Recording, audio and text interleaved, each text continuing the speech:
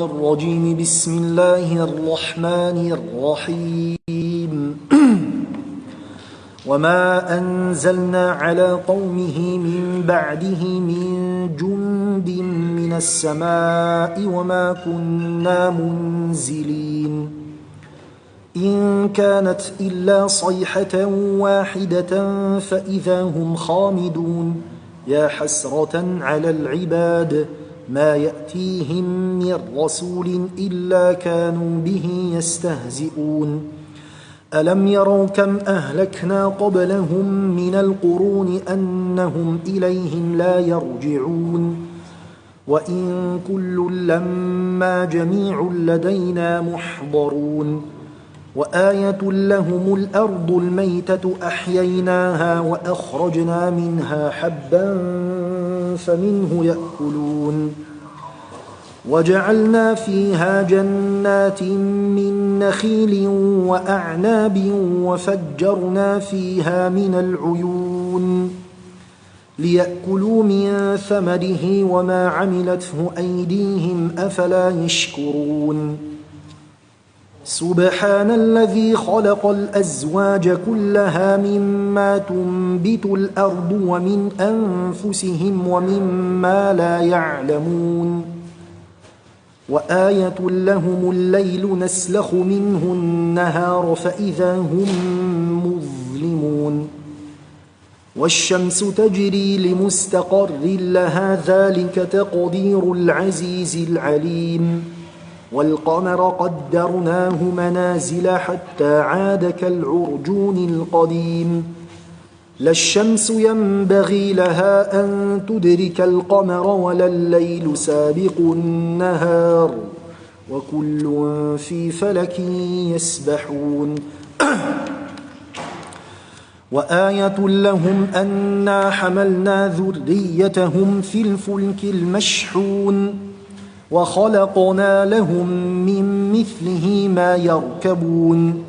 وإن نشأ نغرقهم فلا صريخ لهم ولا هم ينقذون إلا رحمة منا ومتاعا إلى حين. وإذا قيل لهم اتقوا ما بين أيديكم وما خلفكم لعلكم ترحمون. وما تأتيهم من آية من آيات ربهم إلا كانوا عنها معرضين. وإذا قيل لهم أنفقوا مما رزقكم الله قال الذين كفروا للذين آمنوا أنطعم من لو يشاء الله أطعمه إن أنتم إلا في ضلال مبين. ويقولون متى هذا الوعد إن كنتم صادقين. ما ينظرون إلا صيحة واحدة تأخذهم وهم يخصمون فلا يستطيعون توصية ولا إلى أهلهم يرجعون. ونفخ في الصور فإذا هم من الأجداث إلى ربهم ينسلون. قالوا يا ويلنا من بعثنا من مرقدنا هذا ما وعد الرحمن وصدق المرسلون. إن كانت إلا صيحة واحدة فإذا هم جميع لدينا محضرون. اليوم لا تظلم نفس شيئا ولا تجزون إلا ما كنتم تعملون. إن أصحاب الجنة اليوم في شغل فاكهون هم وأزواجهم في ظلال على الأرائك متكئون. لهم فيها فاكهة ولهم ما يدعون. سلام قولا من رب رحيم. وامتازوا اليوم أيها المجرمون. ألم أعهد إليكم يا بني آدم ألا تعبدوا الشيطان إنه لكم عدو مبين. وأن اعبدوني هذا صراط مستقيم. ولقد أضل منكم جبلا كثيرا أفلم تكونوا تعقلون هذه جهنم التي كنتم توعدون اصلوها اليوم بما كنتم تكفرون اليوم نختم على أفواههم وتكلمنا أيديهم وتشهد أرجلهم بما كانوا يكسبون ولو نشاء لطمسنا على أعينهم فاستبقوا الصراط فأنى يبصرون ولو نشاء لمسخناهم على مكانتهم فما استطاعوا مضيا ولا يرجعون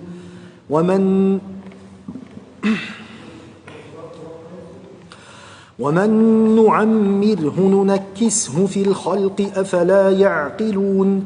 وما علمناه الشعر وما ينبغي له إن هو إلا ذكر وقرآن مبين لينذر من كان حيا ويحق القول على الكافرين أولم يروا أنا خلقنا لهم مما عملت أيدينا أنعاما فهم لها مالكون وذللناها لهم فمنها ركوبهم ومنها يأكلون ولهم فيها منافع ومشارب أفلا يشكرون واتخذوا من دون الله آلهة لعلهم ينصرون لا يستطيعون نصرهم وهم لهم جند محضرون فلا يحزنك قولهم إنا نعلم ما يسرون وما يعلنون أولم ير الإنسان أنا خلقناه من نطفة فإذا هو خصيم مبين وضرب لنا مثلا ونسي خلقه قال من يحيي العظام وهي رميم قل يحييها الذي أنشأها أول مرة وهو بكل خلق عليم الذي جعل لكم من الشجر الأخضر نارا فإذا أنتم منه توقدون أوليس الذي خلق السماوات والأرض بقادر على أن يخلق مثلهم بلى وهو الخلاق العليم إنما أمره إذا أراد شيئا أن يقول له كن فيكون فسبحان الذي بيده ملكوت كل شيء وإليه ترجعون بسم الله الرحمن الرحيم والصافات صفا فالزاجرات زجرا فالتاليات ذكرا إن إلهكم لواحد رب السماوات والأرض وما بينهما ورب المشارق إنا زينا السماء الدنيا بزينة الكواكب وحفظا من كل شيطان مارد لا يسمعون إلى الملأ الأعلى ويقذفون من كل جانب دحورا ولهم عذاب واصب إلا من خطف الخطفة فأتبعه شهاب ثاقب فاستفتهم أهم أشد خلقا أم من خلقنا إنا خلقناهم من طين لازب بل عجبت ويسخرون وإذا ذكروا لا يذكرون وإذا رأوا آية يستسخرون وقالوا إن هذا إلا سحر مبين أإذا متنا وكنا ترابا وعظاما أإنا لمبعوثون أو آباؤنا الأولون قل نعم وأنتم داخرون فإنما هي زجرة واحدة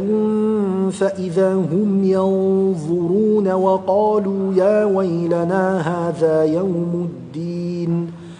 هذا يوم الفصل الذي كنتم به تكذبون احشروا الذين ظلموا وأزواجهم وما كانوا يعبدون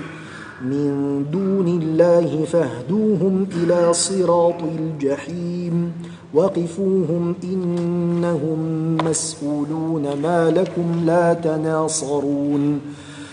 بل هم اليوم مستسلمون وأقبل بعضهم على بعض يتساءلون قالوا إنكم كنتم تأتوننا عن اليمين قالوا بل لم تكونوا مؤمنين وما كان لنا عليكم من سلطان بل كنتم قوما طاغين فحق علينا قول ربنا إنا لذائقون فأغويناكم إنا كنا غاوين فإنهم يومئذ في العذاب مشتركون إنا كذلك نفعل بالمجرمين إنهم كانوا إذا قيل لهم لا إله إلا الله يستكبرون ويقولون أئنا لتاركو آلهتنا لشاعر مجنون بل جاء بالحق وصدق المرسلين إنكم لذائق العذاب الأليم وما تجزون إلا ما كنتم تعملون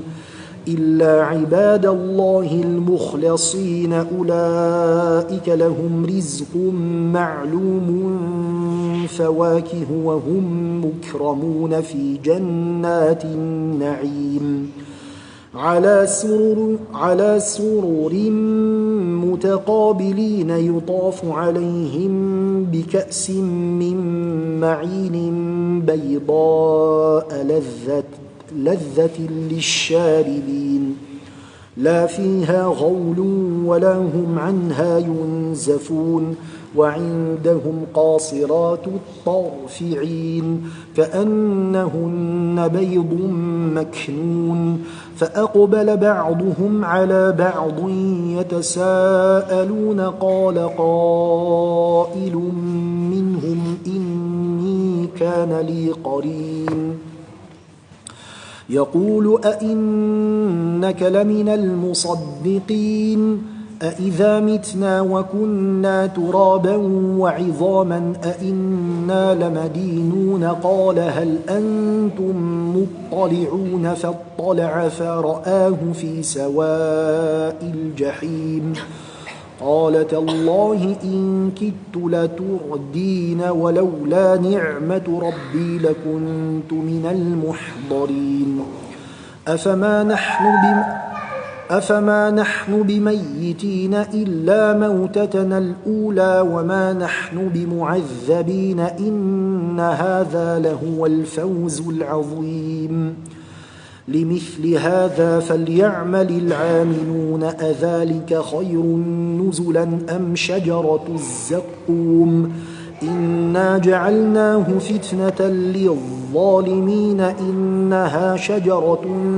تخرج في أصل الجحيم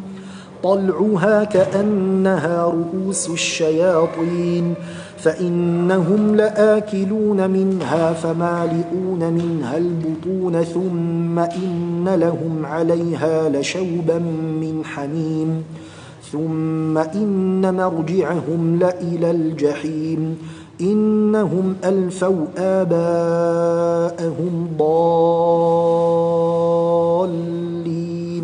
فهم على آثارهم يهرعون ولقد ضل قبلهم أكثر الأولين ولقد أرسلنا فيهم منذرين فانظر كيف كان عاقبة المنذرين إلا عباد الله المخلصين ولقد نادانا نوح فلنعم المجيبون ونجيناه وأهله من الكرب العظيم وجعلنا ذريته هم الباقين وتركنا عليه في الآخرين سلام على نوح في العالمين إنا كذلك نجزي المحسنين إنه من عبادنا المؤمنين ثم أغرقنا الآخرين وإن من شيعته لإبراهيم إذ جاء ربه بقلب سليم إذ قال لأبيه وقومه ماذا تعبدون أئفكا آلهة دون الله تريدون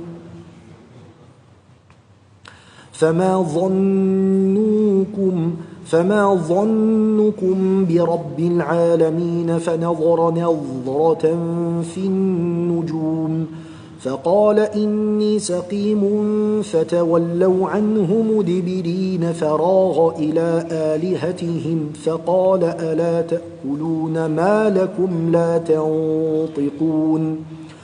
فراغ عليهم ضربا باليمين فأقبلوا إليه يزفون قال أتعبدون ما تنحتون والله خلقكم وما تعملون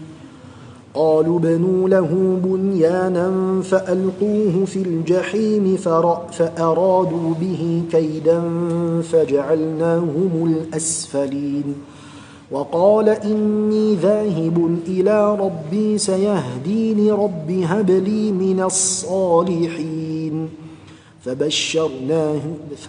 فبشرناه بغلام حليم فلما بلغ معه السعي قال يا بني إني أرى في المنام أني أذبحك فانظر ماذا ترى قال يا أبت افعل ما تؤمر ستجدني إن شاء الله من الصابرين فلما أسلما وتله للجبين وناديناه أن يا إبراهيم قد صدقت الرؤيا إنا كذلك نجزي المحسنين إن هذا لهو البلاء المبين وفديناه بذبح عظيم وتركنا عليه في الآخرين سلام على إبراهيم كذلك نجزي المحسنين إنه من عبادنا المؤمنين وبشرناه بإسحاق نبيا من الصالحين وباركنا عليه وعلى إسحاق ومن ذريتهما محسن وظالم لنفسه مبين ولقد مننا على موسى وهارون ونجيناهما وقومهما من الكرب العظيم ونصرناهم فكانوا هم الغالبين وآتيناهما الكتاب المستبين وهديناهما الصراط المستقيم وتركنا عليهما في الآخرين سلام على موسى وهارون إنا كذلك نجزي المحسنين إنهما من عبادنا المؤمنين وإن إلياس لمن المرسلين إذ قال لقومه ألا تتقون أتدعون بعلا وتذرون أحسن الخالقين الله ربكم ورب آبائكم الأولين فكذبوه فإنهم لمحضرون إلا عباد الله المخلصين وتركنا عليه في الآخرين سلام على الياسين إنا كذلك نجزي المحسنين إنه من عبادنا المؤمنين وإن لوطا لمن المرسلين إذ نجيناه وأهله أجمعين إلا عجوزا في الغابرين ثم دمرنا الآخرين وإنكم لتمرون عليهم مصبحين أفلا تعقلون وإن يونس لمن المرسلين إذ أبق إلى الفلك المشحون فساهم فكان من المدحضين فالتقمه الحوت وهو مليم فلولا أنه كان من المسبحين للبث في بطنه إلى يوم يبعثون فنبذناه بالعراء وهو سقيم وأنبتنا عليه شجرة من يقطين وأرسلناه إلى 100,000 أو يزيدون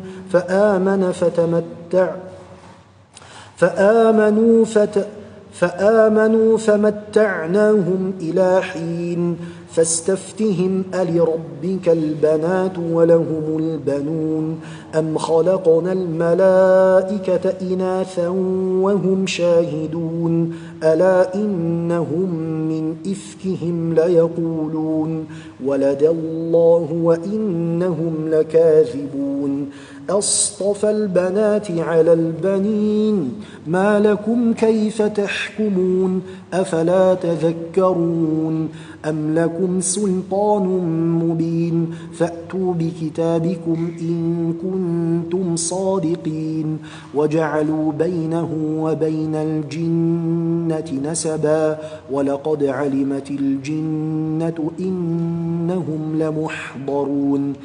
سبحان الله عما يصفون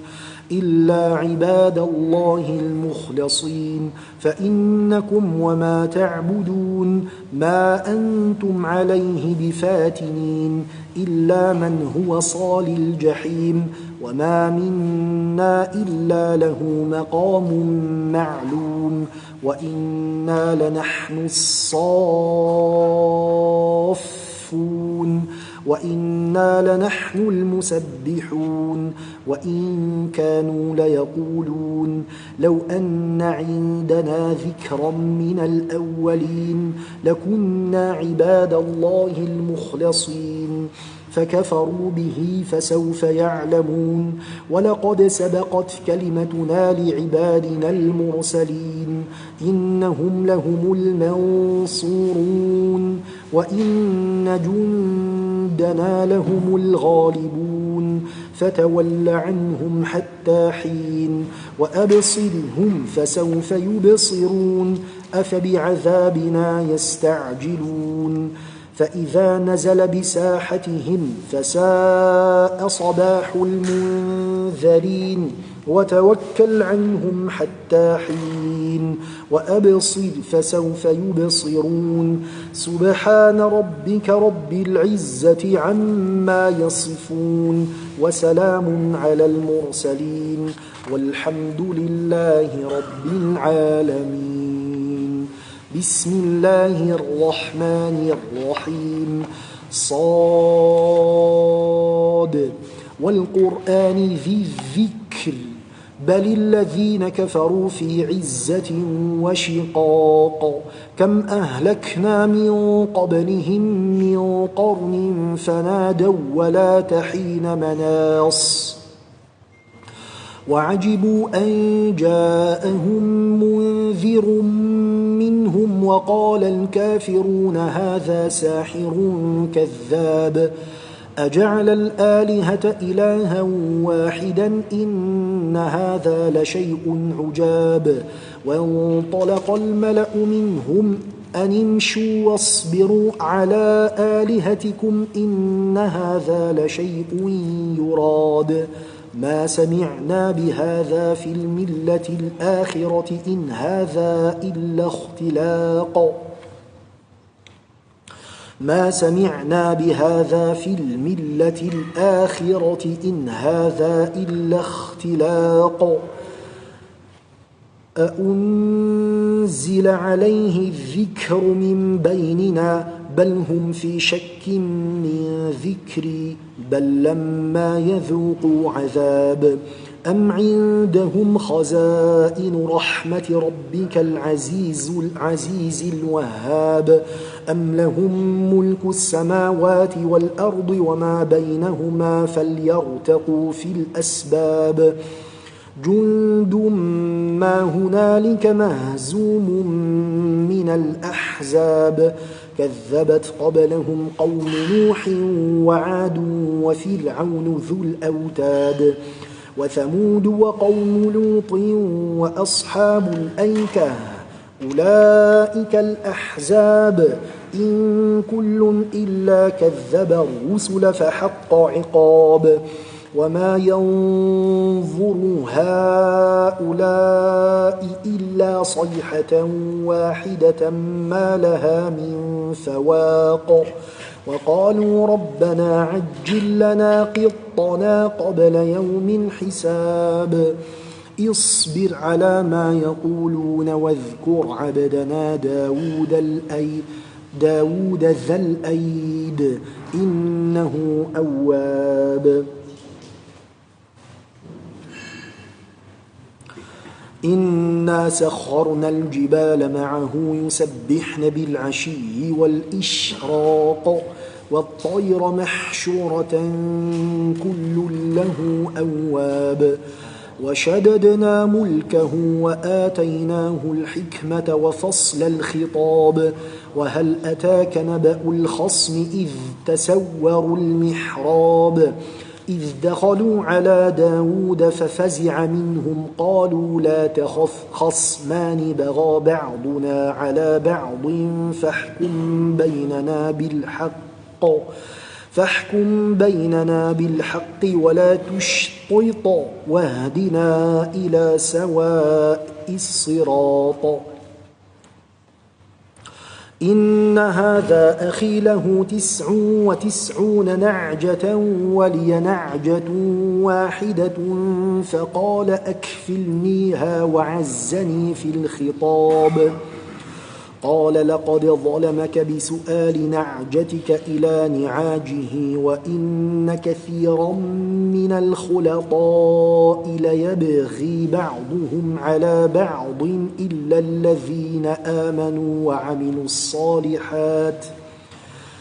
الذين آمنوا وعملوا الصالحات وقليل ما هم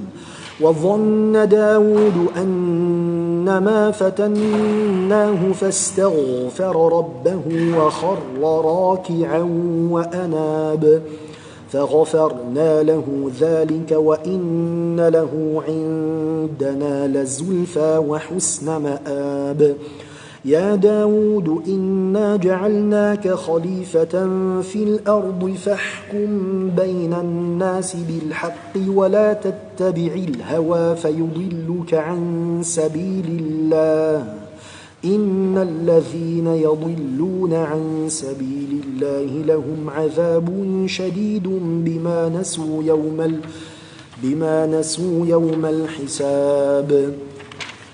وما خلقنا السماء والأرض وما بينهما باطلا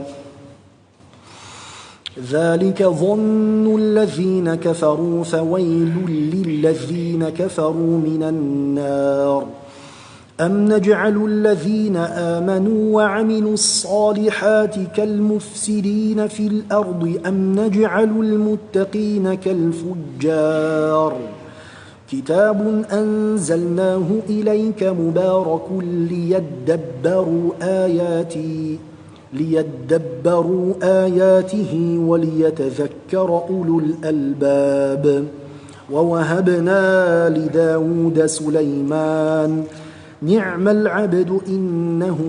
أواب إذ عرض عليه بالعشي الصافنات الجياد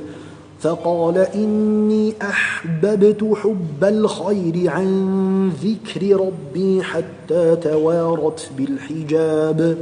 ردوها علي فطفق مسحا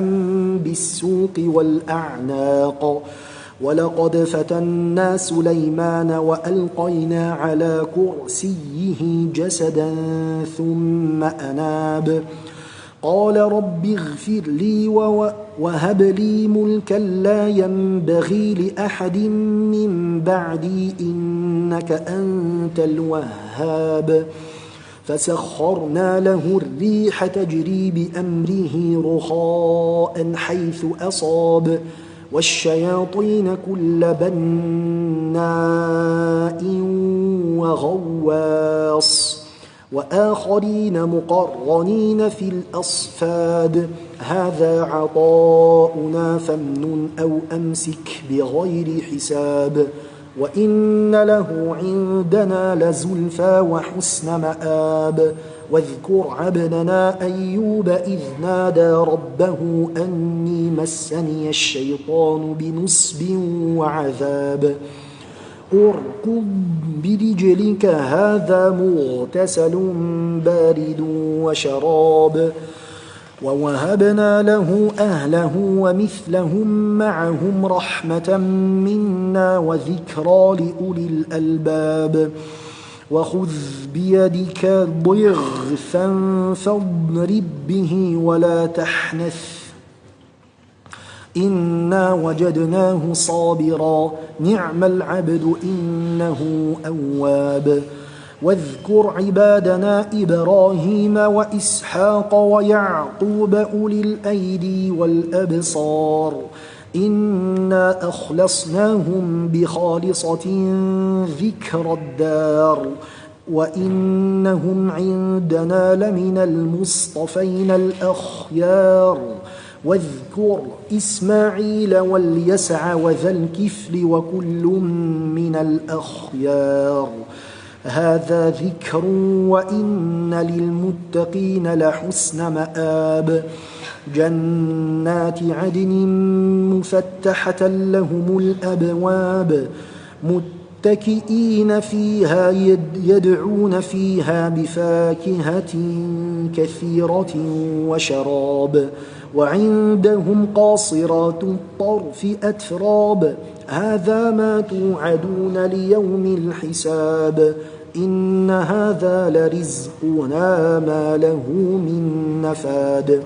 هذا وإن للطاغين لشر مآب جهنم يصلونها فبئس المهاد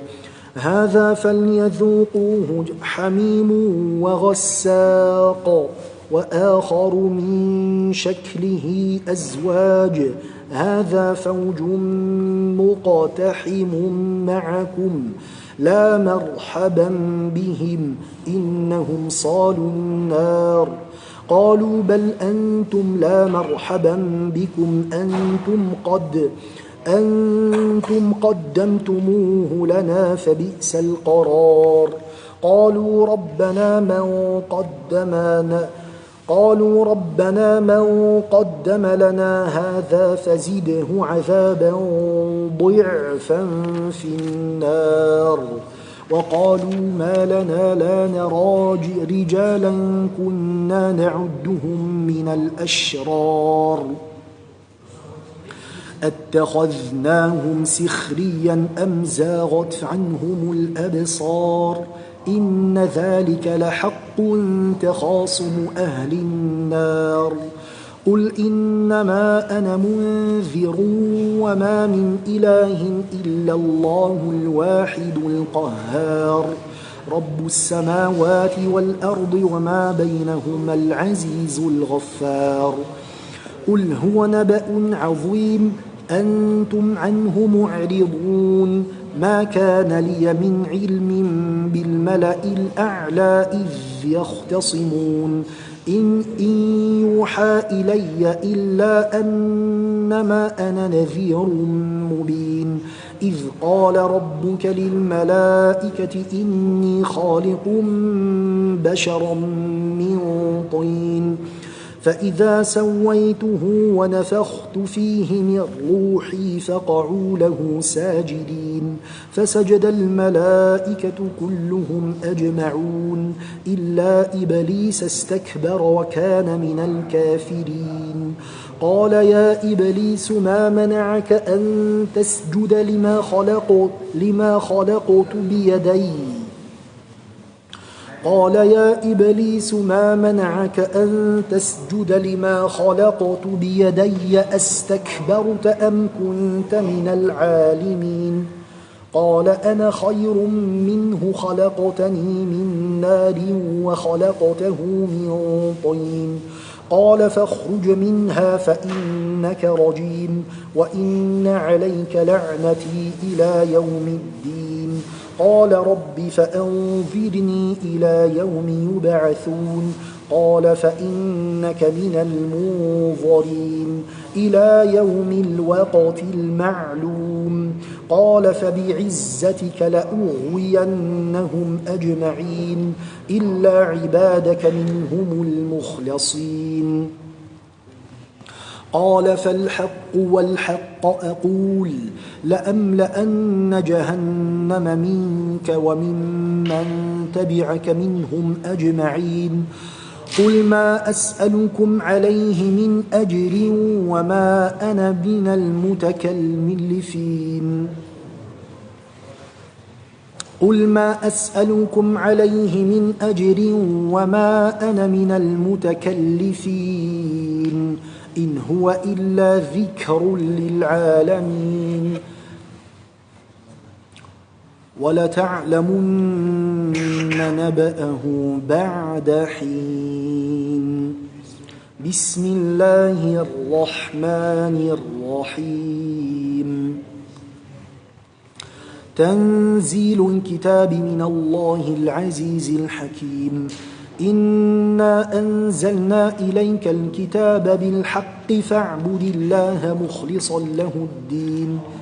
ألا لله الدين الخالص والذين اتخذوا من دونه أولياء ما نعبدهم إلا ليقربونا إلى الله زلفى إن الله يحكم بينهم فيما هم فيه يختلفون. إن الله لا يهدي من هو كاذب كفار.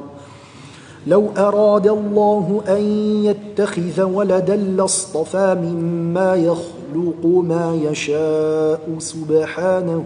هو الله الواحد القهار. خلق السماوات والأرض بالحق يكور الليل على النهار ويكور النهار على الليل وسخر الشمس والقمر كل يجري لأجل مسمى ألا هو العزيز الغفار. خلقكم من نفس واحدة ثم جعل منها زوجها وأنزل لكم من الأنعام 8 أزواج يخلقكم في بطون أمهاتكم خلقا من بعد خلق في ظلمات 3 ذلكم الله ربكم له الملك لا إله إلا هو فأنى تصرفون. إن تكفروا فإن الله غني عنكم ولا يرضى لعباده الكفر وإن تشكروا يرضه لكم ولا تزر وازرة وزر أخرى ثم إلى ربكم مرجعكم فينبئكم بما كنتم تعملون إنه عليم بذات الصدور. وإذا مس الإنسان ضر دعا ربه منيبا إليه ثم إذا خوله نعمة منه نسي ما كان يدعو إليه من قبل وجعل لله أندادا ليضل عن سبيله. قل تمتع بكفرك قليلا إنك من أصحاب النار. أمن هو قانت آناء الليل ساجدا وقائما يحذر الآخرة ويرجو رحمة ربه قل هل يستوي الذين يعلمون والذين لا يعلمون إنما يتذكر أولو الألباب.